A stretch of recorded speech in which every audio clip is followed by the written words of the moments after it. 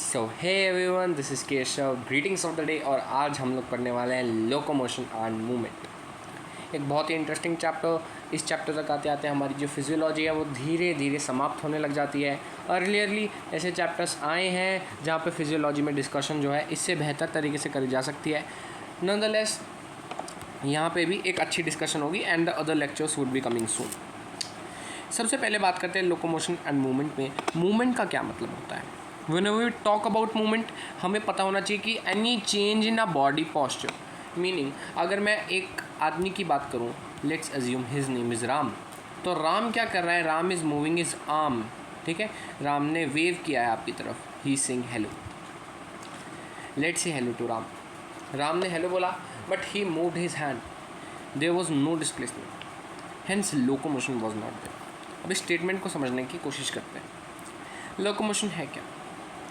Locomotion is any voluntary movement that we need in order to change in our location। मतलब आप कोई भी एक ऐसा वॉलंटरी मूवमेंट करें जिसकी वजह से आपका लोकेशन चेंज हो जाए या डिस्प्लेसमेंट देखने को मिले। अगर मैं एक सीधे साधे शब्दों में बात करूं तो अगर मैं चलने की कोशिश कर रहा हूं, I am giving a voluntary movement. मैंने अपने CNS की हेल्प से सिग्नल भेजा via motor neuron that I want to walk. और यहाँ पे सीरीज ऑफ इवेंट्स होते हैं that we are going to study in this chapter later on. But जो सीरीज ऑफ मूवमेंट है उसकी वजह से जो एक्शन हुआ that is known as locomotion. Meaning any voluntary movement which will cause a change in location will be termed as locomotion. Locomotion करना क्यों है? So there is a simple meaning behind it कि locomotion करने के पीछे कारण क्या है। तो लोकोमोशन जो है it is for the search of food. For the earlier times अभी तो खैर ऐसा नहीं होता, but still it is a reality. If you need to earn food, if you need to eat, then you need to work. तो कार्य करने के लिए आपको चलना पड़ेगा। So search of food is important. उसके लिए काम देखने को मिलता है for the shelter, mate, protection from enemy. Let's assume that there is a tiger running behind you, so you need to run faster than it so that you can sustain your life. और let's assume आपकी एक अच्छी खासी as हो गई, you need to marry, या हम किसी भी ऑर्गेनिज्म की बात करें वो मेट को सर्च करता है, तो फॉर दैट लोकोमोशन करना इज़ इम्पॉर्टेंट। या हम किसी प्रेडेटर से बचने की कोशिश कर रहे हैं, या मान लो आपका कोई दुश्मन है, लेट्स अज्यूम आपकी किसी से लड़ाई हुई है, he is coming to slap you, तो आप अपनी खुद की प्रोटेक्शन या तो उसे मार के करोगे या भाग के करोगे। तो ऐसी सिचुएशंस में लोकोमोशन जो है that comes under the play. Locomotion का सीधा साधा क्या मतलब है? लोकोमोशन का सीधा साधा ये मतलब है that you are in term trying to change your location with the help of any voluntary movement. Okay, तो ये चीज़ क्लियर है। अब मैं एक बहुत बढ़िया सी लाइन अगर बोलूँ that NCERT states that all movements are not locomotion since all the movements do not cause a change in location but all locomotion are movement because locomotion happen due to movement. ठीक है, तो statement क्या है कि जितने भी movement हैं वो लोकोमोशन है, ये ज़रूरी नहीं है। All movement are not locomotion. ठीक है, all movement are not locomotion but all locomotion are movement. This statement is true. Method of locomotion vary with the habitat and the demand of the situation. मतलब आपकी क्या demand है या आप किस जगह पर रह रहे हैं, all that situation are somehow varying the method of locomotion. ठीक है, now before moving on we need to study about few organisms, उनके लोकोमोशन के बारे में जो NCERT स्टेट करती है। Let's assume this is a paramecium. Paramecium का स्ट्रक्चर है, एक्चुअल स्ट्रक्चर इससे थोड़ा सा डिफरेंट दिखता है बट स्टिल ये काम चलाओ स्ट्रक्चर है। जब मैं इसकी बात करता हूँ तो ये मेरे एक पैरामीशियम हो जाता है, ऐसा इस तरीके का दिखता है। यहाँ पे क्या होता है, यहाँ पे एक साइटोफेरिंक्स होता है और ये मूवमेंट ऑफ फूड भी करवाता है। लेकिन इस साइटोफेरिंक्स के अंदर भी हमें सिलिया जैसे स्ट्रक्चर देखने को मिलते हैं, दे आर सिलिया ओनली। और यहाँ पे मैं आउटसाइड बॉडी में भी क्या देख सकता हूँ? मैं आउटसाइड बॉडी में भी कई सारे सिलिया देख सकता हूँ। They are what? They are cilia. ठीक है, तो जब मैं सिलिया की बात करता हूँ तो सिलिया का क्या काम है? सिलिया का काम लोकोमोशन है। सिलिया बहुत ज़्यादा लोकोमोशन में हेल्प नहीं करता है when we are talking about other organism, लेकिन यहाँ पे ये स्ट्रीमिंग कराता है of the body of paramecium, जिस वजह से यहाँ पे लोकोमोशन कराने में सिलिया एक बहुत बड़ा रोल प्ले करता है। तो सिलिया का एक ड्यूअल रोल होता है when we talk about paramecium, एक तो साइटोफेरिंक्स के अंदर फूड का मूवमेंट कराना, और वी टॉक अबाउट सिलिया जो लोकोमोशन करा रहा है वो। Let's talk about hydra. Hydra के पास टेंटिकल्स होते हैं, सो अपना लोकोमोशन शो करने के लिए इन टेंटिकल्स का यूज़ करता है। And when we talk about Ram, Ram ने हमें हेलो बोल ही दिया था, तो राम क्या कर रहा है, लिम्स की हेल्प से अपना लोकोमोशन कर रहा है। Done. Now when we talk about a movement, हमने ये तो पढ़ लिया दैट लोकोमोशन के डिफरेंट ऑर्गन्स क्या हैं, how are organisms moving and changing their place, but we need to study that what are the types of movements. Amoeboid हो सकता है, सिलियरी हो सकता है, मस्कुलर हो सकता है। Amoeboid movement is by pseudopodia. Pseudo means false, podia means feets. जो जब हम लोग फॉल्स फीट की बात करते हैं, they are found by the streaming of protoplasm and they are seen in amoeba, macrophage and और WBCs। ठीक है। सिलियरी मूवमेंट जो हमारा कोऑर्डिनेटेड मूवमेंट होता है सिलिया का ट्रैकिया के अंदर। Cilia moves in trachea for the passage of air, dust particles को ट्रैप करने के लिए एंड सो ऑन। जब मैं बात करता हूँ पैसेज ऑफ ओवा थ्रू फेलोपियन ट्यूब, मान लिया ओवुलेशन हो चुका है, ओवा फॉर्म हो चुका है, then it move throughout the tube. तो ये जो फेलोपियन ट्यूब है, इससे मूव करने के लिए towards the ending part, the isthmus, we need to move this ova throughout the fallopian tube. ये करते हैं मेरे सिलिया। सिलिया होते हैं present in the most of our internal tubular structures. इनको हम लोग सिलिएटेड एपिथेलियम बोलते हैं। जो सिलिएटेड एपिथेलिया है that is present in most of our tubular structure, hollow tubular structure. ये मूवमेंट कराते हैं, जैसे हमने ट्रैकिया पढ़ लिया, we studied about the fallopian tube, इसे ओविडक्ट भी बोल देते हैं। Muscular movement, the movement of a limb, jaw, tongue, eyelids is due to the contractive property of muscle by coordinated activity muscular skeletal and neural system. ठीक है। So basically अगर मैं muscular movement की बात करूँ तो मस्कुलर मूवमेंट के लिए we see a coordinated activity between muscular, skeletal and neural system. अब ये सब हो कैसे रहा है, we need to study about it. तो सबसे पहले आ जाते हैं about our muscular tissue. Actual में मस्कुलर टिश्यू के बारे में स्टडी करना इस चैप्टर में इतना ज़्यादा इंपॉर्टेंट इस वजह से नहीं है, बिकॉज हमने जो है बहुत पहले इसके डिटेल स्टडी कर ली है in the structural organization chapter. But still muscles are mesodermal in origin, M for muscle, M for mesoderm, and when we talk about them, हमें एक एक्सेप्शन के बारे में पता है, सिलियरी या आइरिस की जो मसल्स होती हैं they are ectodermal in origin. ठीक है। इसके अंदर हमें ज़्यादा कुछ पढ़ना नहीं है, बिकॉज ऑब्वियसली ये सारी की सारी चीज़ें जो है हमने डिस्कस कर ली है in the structural organization chapter. But अगर मैं बात करूँ यहाँ पे, मैं अगर एक प्रीव्यू लेने की कोशिश करूँ तो मेरे पास स्केलेटल मसल होती है, स्मूथ मसल होती है और मेरी कार्डिक मसल होती है। कार्डिक मसल में इंटरकैलेटरी डिस्क होती है। स्मूथ मसल के अंदर कोई रिस्ट्रिक्शंस नहीं होती है। स्केलेटल मसल जो होती है हमारी एक वॉलंटरी मसल होती है। स्मूथ मसल और हमारी जो होती है cardiac muscle, they are our involuntary muscles. और ये जो इनवॉलेंट्री मसल्स हैं इसको हम लोग खुद से कंट्रोल नहीं कर पाते हैं, they are controlled by many mechanism. ठीक है। Now let's move on to what happens inside a muscle. एक मसल का एक्चुअल स्ट्रक्चर क्या है, ये NCERT में गिवन है, बट NCERT जो है इतनी डिटेल से समझा नहीं पा रही है। NCERT is given the structure but the labeling is very poor. तो लेट्स सी, मेरे पास एक बोन है and this bone is connected with our muscle via a tendon. ये चीज़ हमें पता है that bones are connected to bones via ligament and bones are connected to muscles via tendon. जब मैं इसकी बात करता हूँ तो मेरी जो बोन है that is covered by an outer layer of epimysium, और फिर इसके जो मेरी मसल है that is covered by outer layer of epimysium. ठीक है। बोन की आउटर कवरिंग इस चैप्टर में नहीं पढ़नी है। हमारी जो मसल है that is covered bye epimysium, my tongue slip, my bad. इसके बाद हम लोग जब पढ़ते हैं यहाँ पे कुछ मसल बंडल्स देखने को मिलते हैं जिनको हम लोग क्या बोल देते हैं, फैसिया बोल देते हैं। Fascicles, fascia, they are plural, singular, that's it. यहाँ पे फैसिया के ऊपर आ जाती है पेरीमाइसियम। जो 3 layers, epimysium, perimysium, endomysium. When we talk about epimysium सबसे बाहर आएगी, पेरीमाइसियम उसके अंदर जो मसल बंडल्स हैं मतलब फैसिया है उसके ऊपर कवरिंग रखेगी। उसके बाद जो मेरे मसल फाइबर्स हैं जो इसके अंदर थिन फाइन मसल फाइबर्स हैं, यहाँ पे मेरे को इसके ऊपर एंडोमाइसियम नाम की लेयर देखने को मिलेगी। यहाँ पे फाइन फिब्रिल्स होते हैं जिनको हम लोग मायोफिब्रिल्स बोलते हैं। Done. Now when we talk about a myofibril, वो कैसा दिखता है, we have just shown this thing here. ठीक है। कैसा दिखता है, लेट्स अज्यूम ये क्या है, this is a muscle fibre, और इसके अंदर मेरे को सबसे पहले सार्कोलेमा देखने को मिलता है, मतलब मेरे प्लाज्मा मेम्ब्रेन देखने को मिलती है, उसके अंदर सार्कोप्लाज्म देखने को मिलता है, सार्कोप्लाज्म इस प्रोटोप्लाज्म या साइटोप्लाज्म।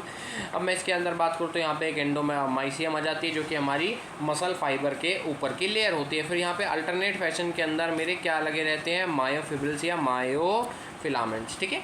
इसके अलावा इसके अंदर सार्कोप्लाज्मिक रेटिकुलम होते हैं, they are the reservoir of our या storage house of our calcium ions, ठीक है। ये एक इम्ब्रिकेट मैनर बोलिए या अल्टरनेट फैशन बोल दिया, उसमें अरेंज होते हैं इस तरीके से, ठीक है। और यहाँ पे जो है हम लोग सार्कोप्लाज्मिक रेटिकुलम की बात करेंगे and everything will talk about it, okay. तो सबसे पहले जब मैं मायोफिलामेंट्स की बात करूँ तो मेरे मायोफिलामेंट्स दो हैं। When we talk about myofilaments then we are talking about two things. तो सबसे पहले we are talking about thick and thin. Thick मतलब मोटा, मतलब मायोसिन, थिन मतलब एक्टिन मतलब स्मॉलर। ये मोटा मतलब लंबा बड़ा 1.5 माइक्रोमीटर का होता है एंड एक्टिन हमारा 1 माइक्रोमीटर का होता है। डार्कर कौन सा होता है, हमारा थिक बैंड मतलब मायोसिन, और जो हमारा लाइटर कौन सा होता है दैट इज़ थिन बैंड मतलब एक्टिन। जब मैं बात करूँगा डार्कर कौन सा होगा, तो मोटे लोगों का कम्प्लेक्शन थोड़ा डार्क होता है। इसका कोई भी जो है इम्पैक्ट ऐसा नहीं है कि सोसाइटी पे गलत प्रभाव डाला जाए। मोटे लोग काले होते हैं, काले गोरे से फ़र्क नहीं पड़ता है, but still when we talk about thick then we are talking about a darker band, ठीक। इट इज़ ऑलवेज याद करने का तरीका। थिन वाला कौन सा होता है, thin is lighter band and this is darker band. ये ए बैंड होता है, ए मतलब एनाइसोट्रोपिक, आई मतलब आइसोट्रोपिक। ये कुछ चीज़ें हैं that we learn through the time, we are repeating it again. Thick band मतलब मायोसिन मतलब मोटा बैंड मतलब थिक बैंड, और ये डार्कर होगा, ये 1.5 माइक्रोमीटर का होगा। इसके अलावा इसे हम लोग एनाइसोट्रोपिक बैंड बोल देंगे, ये डार्कर हो जाएगा। बस ये चीज़ें इसके अंदर। जब मैं थिन बैंड की बात करूँगा तो वो एक्टिन हो जाएगा, स्मॉलर हो जाएगा, 0.1 माइक्रोमीटर का होगा। लाइटर होगा, आई बैंड बोल देंगे मतलब आइसोट्रोपिक बैंड। Very good. अब एक ओवरऑल स्ट्रक्चर जब मैं देखता हूँ, इसके ऊपर एक डायग्राम भी दे रखा है हमारी जो है बुक के अंदर, बट स्टिल ये भी एक बहुत अच्छा सा हिसाब है। Let's use a colour that can be seen here properly. Yes, this right, this can be seen. सबसे पहले मैं बात करता हूँ, ये जो मोटा सा मेरे को बैंड दिख रहा है दिस इज़ मायोसिन, एंड जो मेरे को यहाँ पे बैंड दिख रहे हैं, ये जो यहाँ पे बैंड दिख रहे हैं they are actin. We can see एक अल्टरनेट मैनर में अरेंज है। ये एक्टिन आ गया, मायोसिन आ गया, एक्टिन आ गया, मायोसिन आ गया, एक्टिन आ गया, मायोसिन आ गया, एक्टिन आ गया, एक्टिन आ गया, मायोसिन आ गया, एक्टिन आ गया, मायोसिन आ गया, एक्टिन आ गया, मायोसिन आ गया, एक्टिन आ गया, मायोसिन आ गया। सो एक अल्टरनेट मैनर में अरेंज है। अब यहाँ पे एक्टिन हम देख सकते हैं पतला है और मायोसिन देख सकते हैं मोटा है। This is a very great structure, this is the beauty of biology कि मेरा जो एक्टिन है ये पतला है एंड मायोसिन मोटा है। एंड मोटे लोग तो बेड पे बैठे रहते हैं, वो हिलते डुलते हैं नहीं, तो ये एक्टिन ही हिलेगा डुलेगा, मायोसिन नहीं हिलेगा डुलेगा। This is all related to our life. तो जब मैं एक्टिन बैंड की बात करूँगा तो मेरे एक्टिन बैंड के बीच में से यहाँ से एक लाइन गुजरती है, एक अलग बैंड गुजरता है जिसको हम लोग जेड लाइन बोल देते हैं। एम फॉर मोटा band, M for myosin, M for M line. तो यहाँ से एक एम लाइन गुजरती है और आई बैंड के बीच में से एक जेड लाइन गुजरती है। Very good. अब ये जो आई बैंड है, आई बैंड है मतलब आइसोट्रोपिक बैंड है, जहाँ पे हम इसको बिल्कुल ओवरलैप होता हुआ दिख रहे हैं, ये रीजन, ये मान लिया मैंने, ये हो गया मेरा ए बैंड। अब ए बैंड यहाँ तक ओवरलैप्ड है बाय मायोसिन, यहाँ तक ओवरलैप्ड है बाय मायोसिन, लेकिन ये जो मेरा रीजन बचा हुआ है दिस इज़ आई बैंड, ठीक है। जैसे मेरे मायोसिन का थोड़ी सी रीजन जो है ये पूरा का पूरा ए बैंड है, इसको थोड़ा सा जो है मेरा मायोसिन को जो है क्या इंट्रूड कर रहा है मेरा आई बैंड। तो ये ए बैंड जो होता है इसके अंदर हल्के हल्के से आई बैंड आ जाते हैं, इसके अंदर हल्के हल्के से आई बैंड आ जाते हैं, ठीक है। तो बेसिकली मेरा ए बैंड क्या है, A band is constituted of half of I band plus one A band plus half of I band, इससे मिलके मेरा बन जाता है सार्कोमेयर, ठीक है। ये ए बैंड जो होता है this is 1.5 micrometre and this is 1 micrometre, okay done. तो हमने ए बैंड पढ़ लिया, आई बैंड पढ़ लिया, हमने यहाँ पे मायोसिन पढ़ लिया, एम लाइन पढ़ लिया, जेड लाइन पढ़ लिया, एक्टिन पढ़ लिया, मायोसिन पढ़ लिया, आई बैंड पढ़ लिया। सार्कोमेयर क्या होता है, सार्कोमेयर जब हम डिफाइन करते हैं तो it is the structural function unit of contraction, ठीक है। बेसिकली दो जेड लाइन के बीच का जो पोर्शन है उसको हम लोग क्या बोलते हैं, ये पूरा का पूरा ये कॉन्ट्रैक्ट करेगा तो हम इसी को क्या बोल देंगे, इसी को हम लोग सार्कोमेयर बोल देंगे, ठीक है। Very good. नाउ ये जो जोन है that is not intruded either by both of the actin, ठीक है। जो रीजन हमारे किसी भी एक्टिन के द्वारा इंट्रूड नहीं हो रहा है वो मायोसिन का जो रीजन है उसे हम लोग एच जोन बोल देते हैं। H zone is by the name of the great scientist Henson. और ये जो एरिया है मायोसिन का ये ओवरलैप नहीं होता बाय एक्टिन, ठीक है। और सार्कोमेर हमने पढ़ लिया, that sarcomere the structural and functional unit of contraction. Done. एक सार्कोमेर की हमें यहाँ पे लेंथ अप्रॉक्सीमेटली जो है हम लोग कैलकुलेट कर सकते हैं, आ जाती है 2.5 of micrometer. Length of sarcomere in resting phase ही हमें दे रखी है।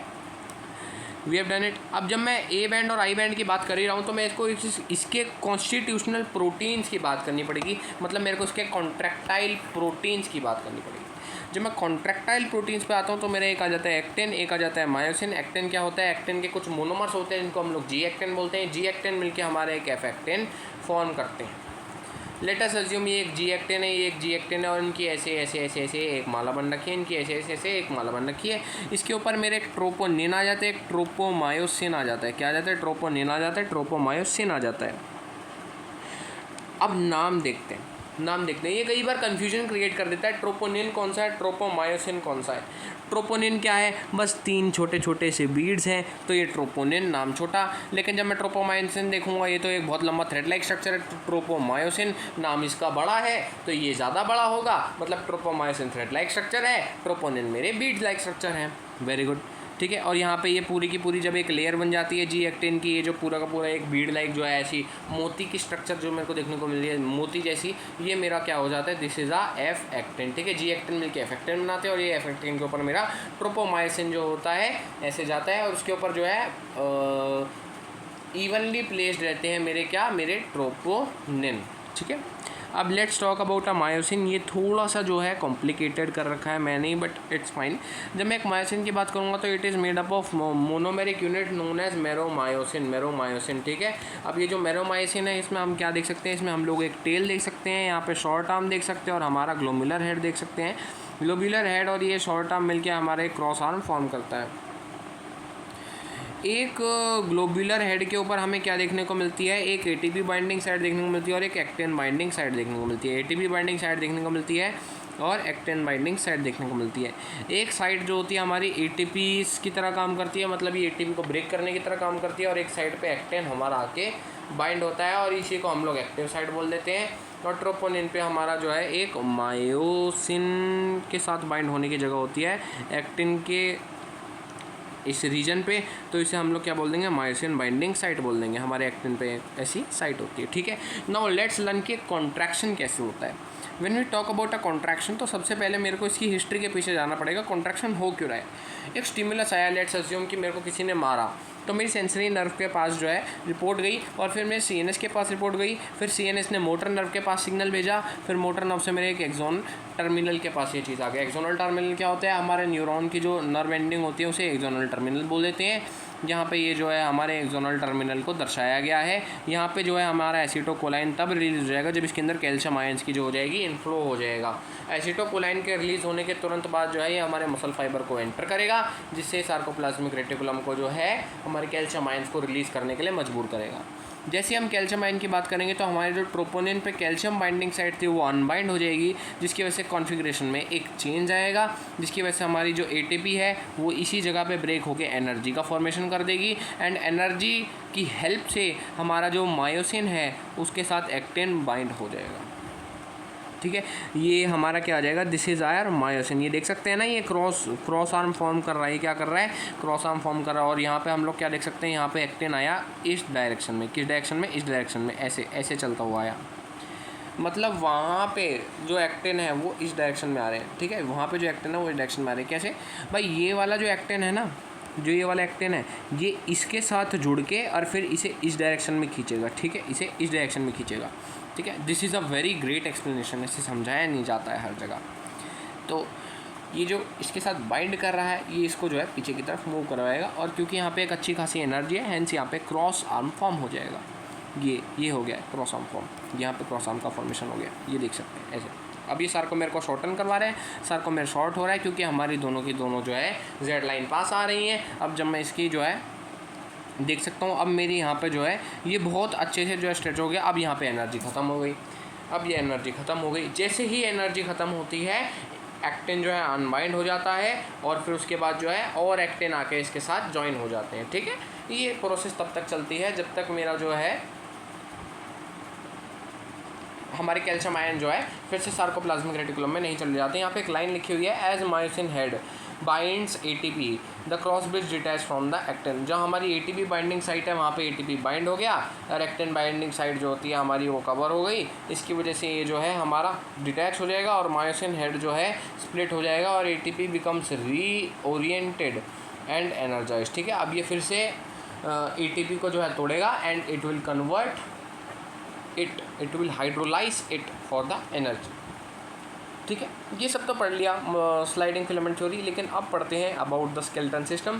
स्केलेटन सिस्टम जो होता है फ्रेमवर्क ऑफ बोन्स होता है and it is made up of few cartilages too. ठीक है, मैं बात करूँ तो स्केलेटन सिस्टम में 206 हड्डियाँ और कार्टिलेज देखने को मिल जाती है, जिसमें 30% कोलाजन फाइबर की हड्डी बनी होती है और हार्ड होती है, रिजिड होती है और नॉन प्लायबल होती है। ये ऐसी क्यों होती है? बिकॉज इसके अंदर हमारे कैल्शियम के सॉल्ट होते हैं और हमारे क्या होते हैं हड्डियों के वो होते हैं। ठीक है,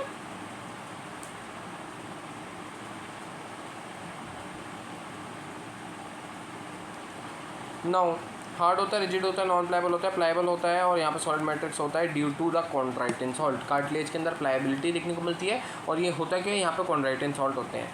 अब लेट्स अज्यूम कि हमने ह्यूमन स्केलेटल सिस्टम नहीं पढ़ा है, एक्चुअल में पढ़ रखा है, but there is a way to learn it very well. ठीक है, वो क्या है, will see no. Human skeletal system जिसके अंदर हमारी 206 हड्डियाँ, it is made up of an axial and an appendicular system. Appendicular system कौन सा होता है? जो हमारी मेन बॉडी एक्सिस से दूर जा रहा होता है, मतलब we are talking about a system that consist of our limbs. ठीक है, और हमारे कुछ गर्डल आ जाएंगे, पेक्टोरल गर्डल, पेल्विक गर्डल। ठीक है, यहाँ पे अप्रॉक्सीमेटली कितनी बोन देखने को मिलेंगी? यहाँ पे अप्रॉक्सीमेटली मेरे को 6 बोन देखने को मिलेगी। 6 ही होती है, अप्रॉक्स का इसमें कुछ भी नहीं है। और यहाँ पे जो है लिम्स की जब हम बात करेंगे तो यहाँ पे 120 बोन्स होंगी। Each limb is made up of 30 bones. ये चीज़ याद रखने की है, ये चीज़ याद रखने की है। इसके अलावा मैं यहाँ पे एक्सियल स्केलेटन में 80 बोन्स देख पाऊँगा। Let's study about the skull. Skull के अंदर 29 बोन्स होती है। सबसे पहले क्रेनियम जो होता है that is made up of brain box, तो ये 8 बोन्स का बना होता है। फेशियल जो होती हैं they are 14 bones and ear की जो होती है हमारी 6 बोन्स होती हैं, कंसिस्टेड ऑफ, ये हर ईयर जो है हमारी 3 बोन्स का बना होता है। सबसे पहले जब हम हायोइड का डिस्कशन करते हैं तो hyoid is not considered a part of skull now. Hyoid का अब हम स्कल का कोई पार्ट कंसिडर नहीं कर रहे हैं, बट स्टिल हम लोग इसको जो है अपनी बायोलॉजी के बेसिस पे जो है मानते तो हैं, बट एक्चुअली अब हमारी एनसीईआरटी ये बात बोल रही है कि it is not a part of our skull now. ठीक है, तो हमें भी यही बात मान के चलनी है। Okay, single U shape bone होती है जो कि हमारे बक्कल कैविटी के फ्लोर पे होती है। ठीक है, अब क्वेश्चन किस तरीके से आता है? क्वेश्चन इस तरीके से आता है, अबव द बक्कल कैविटी। ठीक है, बक्कल कैविटी के ऊपर नहीं होती, it is at the floor of buccal cavity. Okay, do not articulate with any other bone of our body, do not articulate with any other bone of our body. ठीक है, ये कुछ ऐसी चीज़ें हैं जो हमें पता होनी चाहिए। क्रेनियम की जब हम बात करेंगे तो ये आउटर हार्ड प्रोटेक्टिव कवरिंग बनाता है, मतलब ब्रेन बॉक्स बनाता है। इसमें एक फ्रंटल होती है, एक ऑसिपिटल होती है, 2 पैराइटल होती है, 2 टेम्पोरल होती है, एक इथमाइड होती है, एक स्फिनोइड होती है। ठीक है, ह्यूमन स्कल होता है ये डाइकोंडाइलिक होता है, मतलब हमारे जो कॉन्डाइल्स होते हैं वो 2 ऑसिपिटल कॉन्डाइल्स होते हैं। ऑसिपिटल बोन के पीछे जो हमारे 2 रीजन देखने को मिलते हैं, इसे कॉन्डाइल बोल देते हैं। तो हमारे पास 2 कॉन्डाइल होता है जिस वजह से हमें डाइकोंडाइलिक बोला जाता है। At the base of the skull यहाँ पे एक ओपनिंग होती है जिसे हम लोग फोरेनम मैग्नम बोल देते हैं। इसके थ्रू ही हमारी जो मेडुला है ब्रेन की वो स्पाइनल कॉर्ड के अंदर जाती है। यहाँ पे फेशियल बोन्स भी होती है, जैसे हमारा मैंडिबल देखने को मिल जाएगा, मैक्सिला देखने को मिल जाएगा, पैलेटियन देखने को मिल जाएगा, ज़ाइगोमैटिक देखने को मिल जाएगा, नेजल देखने को मिल जाएगा, वोमर भी देखने को मिल जाएगा, लैक्राइमल भी देखने को मिल जाएगा, इन्फीरियर टर्मिनेट भी देखने को मिल जाएगा। ओके, तो बेसिकली मैंने फेशियल बोन्स के अंदर एक मैंडिबल देख ली, मैक्सिला देख ली, पैलेटाइन देख ली और मैंने क्या देख ली, लैक्राइमल देख ली। उसके अलावा मैंने ज़ाइगोमैटिक देख ली, नेजल देख ली, वोमर देख ली। ठीक है, लेट्स रिपीट अगेन। ठीक है, लेट्स रिपीट अगेन। ऐसी 4 बार रिपीट करेंगे, याद हो जाएगा। Very simple, right.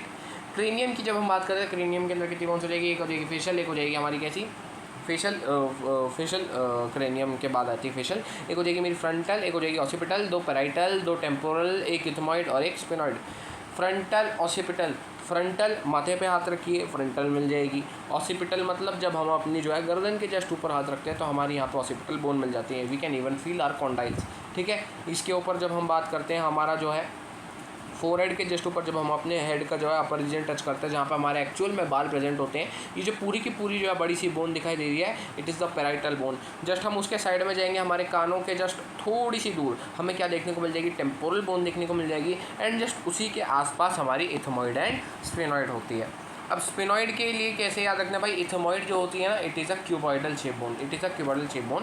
And sphenoid, S for sphenoid, S for सुंदर, एस फॉर सुंदर हो गई तो बटरफ्लाई सुंदर होती है। तो स्फेनॉइड कैसी होती है, it is a butterfly shaped bone, it is a butterfly shaped bone.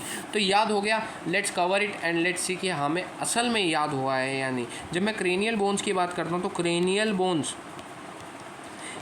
Bones let's repeat after me, ठीक है। क्रेनियल बोन में सबसे पहले दूसरी, तीसरी कौन सी आएगी, चौथी कौन सी आएगी, लेट्स सी कि एक्चुअल में याद हुआ है नहीं। एक फ्रंटल, दो पैराइटल, एक ऑसिपिटल, दो टेम्पोरल और एक फ्रंटल, दो पैराइटल, वी हैव 8 बोन्स, ठीक है। और एक इथमॉइड और एक स्फेनॉइड, ठीक है।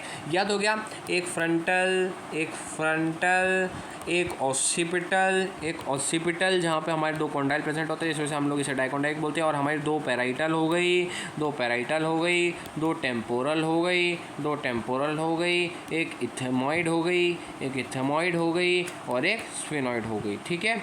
कितनी बोन्स है, 1 2 3 4 5 6 7 8, ठीक है।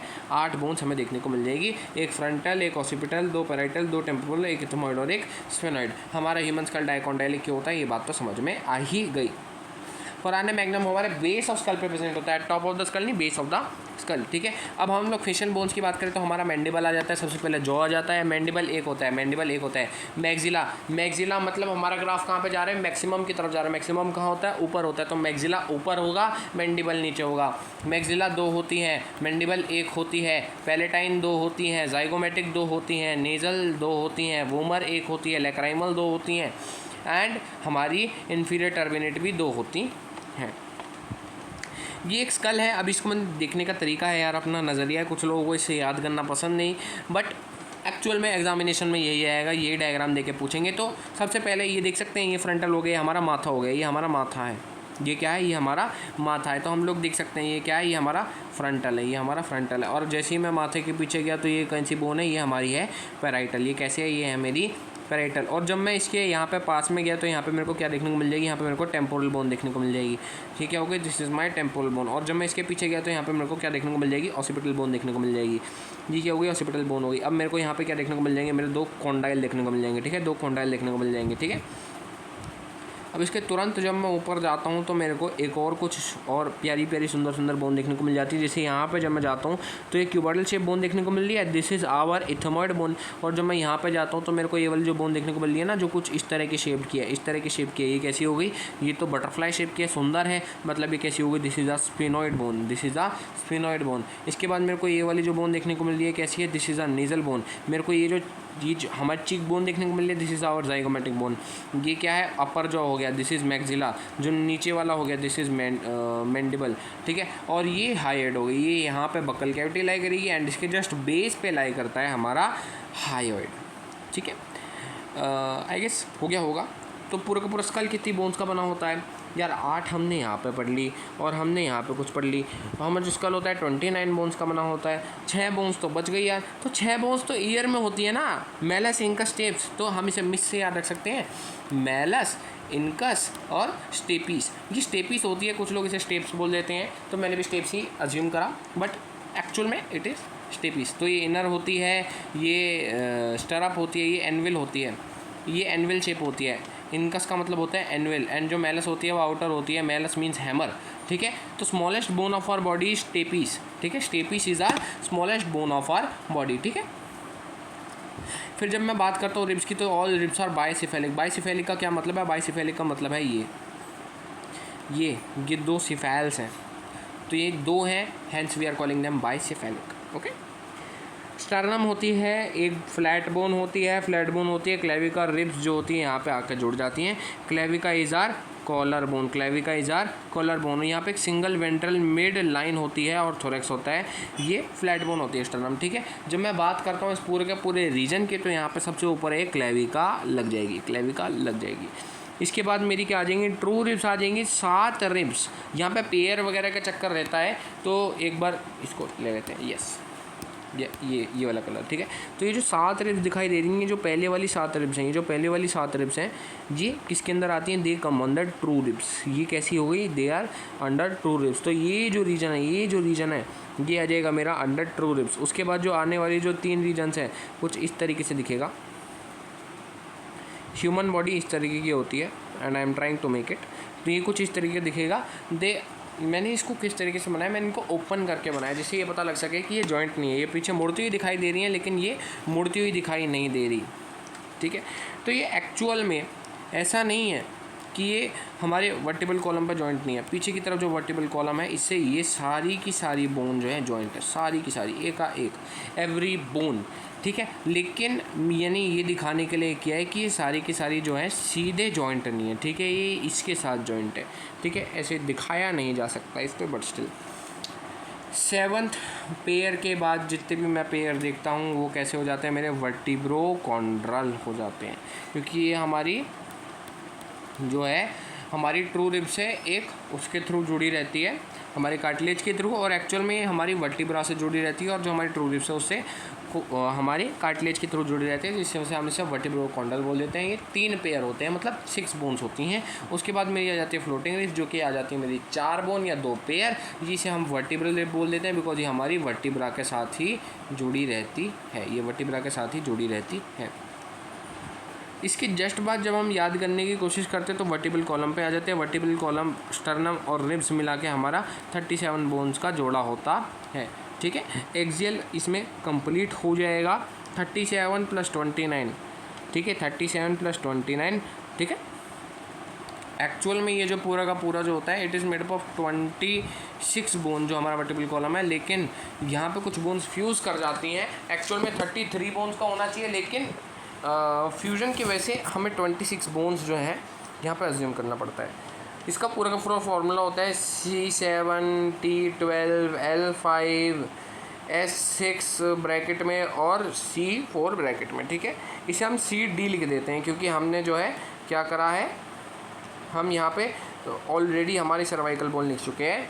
तो सर्वाइकल, फिर थोरेसिक, फिर लंबर। भाई सर्वाइकल जो है हमारे गले के रीजन से या उसके ऊपर के जो रीजन है वहाँ पे याद रखने का एक तरीका है।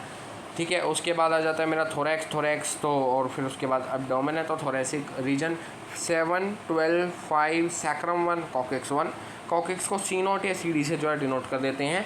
जो मेरी पहली सर्वाइकल बोन होती है, it is known as atlas, और ये एटलस जो होती है येस बोन होती है। इसके पीछे एक जो है घिसी पिटी सी कहानी है। इट इज़ कि हमारे एक ग्रीक माइथोलॉजी में बोला जाता है कि एक एटलस नाम का गॉड था, जिसने जो हमारी अर्थ को अपनी गर्दन पे रख लिया था। तो जिस बोन पे उसने उसे सपोर्ट करा था, उसके नाम पे उस बोन को एटलस बोल दिया गया। एटलस बोन जो होती है हमारा ऊपर नीचे गर्दन का मूवमेंट कराती है, hence it is known as yes bone. और जो मेरे एक्सिस होती है ये साइडवेज मूवमेंट कराती है, hence it is known as no bone. यहाँ पे जो होते हैं हमारी ओडेनॉइड प्रोसेसेस होती है, जिनके थ्रू ये दोनों की दोनों जुड़ जाती है। ओमेटॉइड प्रोसेसेस होती है, जिनके थ्रू ये दोनों की दोनों जुड़ जाती हैं। तो अगर मैं जो है हमारी पूरी की पूरी वर्टिबल फार्मूला की बात करूँ तो C7 T12 L5 S5 and CD4। Okay, याद हो गया। Now we are talking about an appendicular skeleton. ये 126 बोन्स का बना होता है। सबसे पहले जो है हम लोग लिम्स के बारे में बात कर लेते हैं। अपर लिम्ब में ह्यूमरस आ जाता है, ह्यूमरस के नीचे हमारी अल्ना आ जाती है। ये जो अल्ना है ये हमारी कोनी बनाती है। ये चीज़ हमें पता होना चाहिए, इतना ही है डिटेल में, इसके बाद का नहीं है।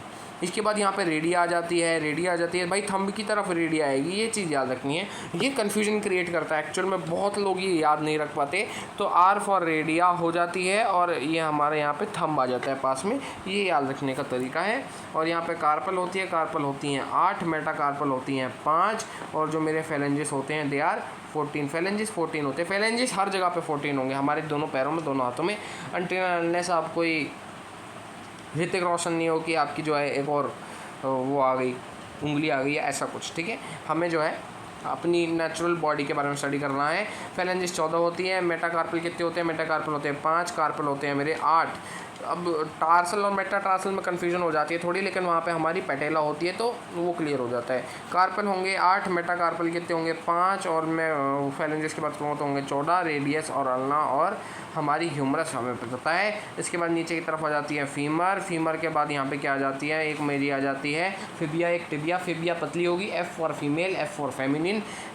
और फीमेल्स होती है ना थोड़ा अपना स्लिम फिगर बना के रखती हैं, तो ये पतली वाली होती है, और टिबिया मोटी वाली होती है। ये याद रखने का एक तरीका है जस्ट। और इन दोनों को मिला के शैंक बोन बोल देते हैं। इनके नीचे टार्सल आती है। टार्सल कितनी होती है? 7 होती है। मेटाटार्सल की बात करें तो मेटाटार्सल 5 होती है। एंड जब मैं बात करूँ फेलेंजिस की तो फेलेंजिस 14 होती हैं। और यहाँ पे एक हमें फ्लैट बोन या सिसमॉइड बोन देखने को मिल जाती है। सिसमॉइड क्या है? बिकॉज ये कार्टिलेज से बनी होती है। और फ्लैट बोन होती है, इसे हम लोग पेटेला बोल देते हैं। अब बात करते हैं पेल्विक गर्डल की। जो पेल्विक गर्डल है ये बना होता है इलियम स्टियम प्यूबिस का, इलियम स्टियम और प्यूबिस का। तो यहाँ पे 2 कोक्सल बोन्स का बना होता है हमारा पेल्विक गर्डल प्यूबिक रीजन के पास होता है। और यहाँ पे एक प्यूबिक सिम्फिसिस देखने को मिल जाता है। क्या देखने को मिल जाता है? प्यूबिक सिम्फिसिस देखने को मिल जाता है, जहाँ पे दोनों की दोनों कोक्सल बोन्स मिलती हैं। ठीक है, अब यहाँ पे एक क्लेविका जो है ये दिखा रखी है स्टर्नम के पास, ये हमारा यहाँ पे आगे आएगा। ये जो रीजन है, ये जो कैविटी है जो कि हमारे यहाँ पे बिना है इलियम स्टियम प्यूबिस के मिलने से, it is known as acetabulum. और यहीं से जो है हमारा पूरा का पूरा जो फीमर है आर्टिकुलेट कर जाता है। फिर यहाँ पे आ जाता है पेक्टोरल गर्डल। पेक्टोरल मतलब हमारा जो चेस्ट के रीजन की मसल होती है उसे पेक्टोरस मसल बोल लेते हैं। और ये जो है क्योंकि हमारे इस रीजन में पाया जा रहा है तो इसे हम लोग पेक्टोरल गर्डल बोल देंगे। फ्लैट ट्रायंगुलर शेप का होता है। ठीक है, इसके अलावा यहाँ पे डॉर्सल होता है T2 से T7 के बीच में। ये चीज़ याद रखनी है, T2 से T7 के बीच में होता है। इसके अलावा स्कैपुला होती है, 2 स्कैपुला जो होती है जॉइंट होती है एक्रोमियन प्रोसेस से। और यहाँ पे जो है ग्लेनॉइड कैविटी देखने को मिल जाती है। इससे हमारा जो ह्यूमरस है बाहर आर्टिकुलेट करती है। क्लेविका लॉन्ग स्लेंडर बोन होती है, वेंट्रल होती है, 2 कर्वेचर अटैच होती है medially to sternum and laterally to acromion process of scapula. ठीक है, ये यहाँ पे पढ़ भी ली थी क्लेविका, और इसका जो है यहाँ पे असल में थोड़ा और स्टडी कर लिया। Now let's study about joint. Joint क्या होती हैं? Joints are a point of contact joints are a point of contact between 2 bones or between a bone and a cartilage. Force generated by muscle is used to carry our movements. और joint जो होती है as a fulcrum act करती हैं। ठीक है, ये एक जॉइंट का एग्जांपल दिखा रखा है कि एक जॉइंट है और यहाँ पे जो है बीच में एक हमारी साइनोवियल जॉइंट बोलते हैं इसे। और यहाँ पे क्या है? यहाँ पे साइनोवियल फ्लूइड जो है भरा हुआ है। देखते हैं जॉइंट कितने तरह की होती है। जॉइंट होती है फाइब्रस, कार्टिलेजिनस, साइनोवियल। फाइब्रस जो होती है बिल्कुल मूवमेंट अलाउ नहीं करती, और हमें क्या हमारे सर को तो टाइटली पैक्ड रखना है, तो क्रेनियल बोन जो होती है वहाँ पे कोई मूवमेंट नहीं होता। कार्टिलेजिनस बहुत लिमिटेड मूवमेंट अलाउ करते हैं, इसे इंटरवर्टिब्रल डिस्क या हमारा प्यूबिक सिम्फिसिस। और साइनोवियल जॉइंट फ्रीली मूवेबल होती है, ये हमारा कंसिडरेबल मूवमेंट अलाउ करती है। ये पूरी की पूरी एक साइनोवियल जॉइंट हो गई। अब साइनोवियल जॉइंट को हमने कई भागों में बांटा हुआ है। सबसे पहले कॉन्डाइलर जॉइंट जो कि हमारी एनसीईआरटी से बाहर है। Condylar joint atlanto occipital joint से बनती है। एटलस और ऑसिपिटल इन दोनों के मिलने से बनती है। ये मेटाकार्पो फेलेंजियल जॉइंट होती है। मेटाकार्पल और फेलेंजिस के बीच में जो जॉइंट होती है उसे मेटाकार्पो फेलेंजियल जॉइंट बोल देते हैं। ये सारी की सारी हमारी कॉन्डाइलर जॉइंट होती है। बॉल एंड सॉकेट जॉइंट बच्चे को पता है, शोल्डर जॉइंट हो गई और हिप जॉइंट हो गई। ठीक है, ग्लेनॉइड कैविटी और हमारे हेड ऑफ ह्यूमरस के मिलने से शोल्डर जॉइंट बन जाती है, और एस्टाबुलम के हमारे हेड ऑफ फीमर से मिलने से हमारी हिप जॉइंट बन जाती है। जब हिंज जॉइंट की बात करते हैं तो ये हमारी एल्बो हो गई और नी हो गई और इंटर फेलेंजियल हो गई, क्योंकि हम लोग अपने जो फेलेंजेस हैं उनको भी तो ऐसे मूव करा सकते हैं ना, एक हिंज की तरह, गेट की तरह। ठीक है, ग्लाइडिंग जॉइंट आ जाती है। ग्लाइडिंग जॉइंट कैसी होती है? कार्पल के बीच में होती है और टार्सल के बीच में होती है। कार्पल और टार्सल के बीच में होती है। यही चीज़ इसमें याद रखनी है कि कार्पल और टार्सल के बीच में होती है, बिटवीन कार्पल एंड टार्सल। ठीक है, अब आ जाती है पिवट जॉइंट। ये हमारी एटलांटो एक्सियल होती है, C1 और C2 के बीच में प्रेजेंट होती है। C1 और C2 जो होती है हमारी एटलस और हमारी एक्सिस, इन दोनों के बीच में प्रेजेंट होती है, और हमारी प्रॉक्सिमल रेडिया और अल्नर के बीच में प्रेजेंट होती है। सैडल जॉइंट होती है कि हमारी reduce ball and socket joint होती है, बॉल एंड सॉकेट की तरह होती है। Carpal and metacarpal of thumb के बीच में प्रेजेंट होती है। यहाँ पे आप डिसऑर्डर पढ़ना है, मायस्थीनिया ग्रेविस पढ़ना है। मायो मतलब मसल, ग्रेविस मतलब ग्रेव और थीसिया मतलब एनेस्थीसिया।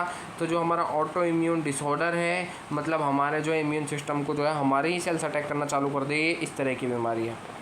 न्यूरोमस्कुलर जंक्शन को अफेक्ट करने वाली बीमारी है जिससे हमारा फटीग हो जाता है और हमारा पैरालिसिस हो जाता है मसल्स का। इसके अंदर हमारा जो होता है मायस्थीनिया ग्रेविस, इस ही चीज़ के बारे में स्टडी करना है। दूसरी बीमारी जो हम स्टडी करते हैं इट इज़ मस्कुलर डिस्ट्रोफी, एक जेनेटिक डिसऑर्डर होता है, डिस्ट्रोफिन जीन में दिक्कत आने की वजह से होता है। लेट अस सी ये क्या होता है। जब मैं एक डीएनए की बात करता हूँ तो डीएनए मैंने राइट फोल्डेड डीएनए ले लिया है। राइट फोल्डेड डीएनए एक हमारी यहाँ पे डीएनए फ्रैगमेंट से मिलके एक मेरा जीन बनता है और जीन के ही डिफरेंट टाइप्स को हम लोग डिफरेंट वर्जन को एलील बोल देते हैं।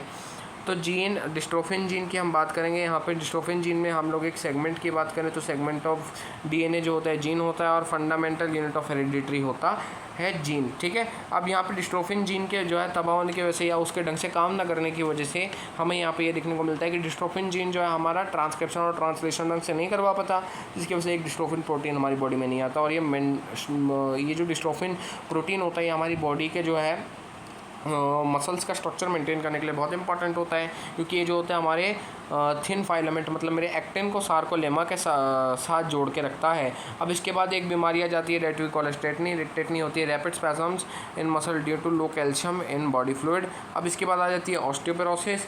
अब ऑस्टियोपेरोसिस क्या होती है, it is an age related condition. ये बोन में पोर्स आने की वजह से होता है। एक्चुअल में ये एस्ट्रोजन के डिक्रीज़ होने की वजह से होता है प्राइमरी कॉज इसका मेनोपॉज के टाइम पे, और पैराथायराइड हार्मोन के इंक्रीज़ हो जाने की वजह से इस टाइम पे हमें ये देखने को मिलता है कि पैराथायराइड हार्मोन जो है हमारे कैल्शियम को रीअब्जॉर्ब करा रहे हैं इनटू द ब्लड, जिसकी वजह से कैल्शियम में कुछ पोर्स हो जाते हैं। इसी वजह से हम इसे ऑस्टियोपोरोसिस बोल देते हैं। ये पूरा का पूरा एक मैकेनिज्म है। अगर हम लोग एक हार्मोन की वर्किंग देखना चाहें कि एस्ट्रोजन आया कैसे आया, यूट्रस के जो है फिर न्यूक्लियर मेम्ब्रेन को पार करा, फिर न्यूक्लियस में गया, फिर हार्मोन रिसेप्टर कॉम्प्लेक्स बनेगा, फिर यहाँ पे एक डीएनए होगा, डीएनए का ट्रांसक्रिप्शन होगा, ट्रांसलेशन होगा, प्रोटीन बनेगा, बायोकेमिकल और फिजियोलॉजिकल रिस्पॉन्स ये देगा। एक्चुअल में इसके कम हो जाने की वजह से ये कुछ रिसेप्टर्स के साथ जो है ढंग से कार्य भी नहीं कर पाता है।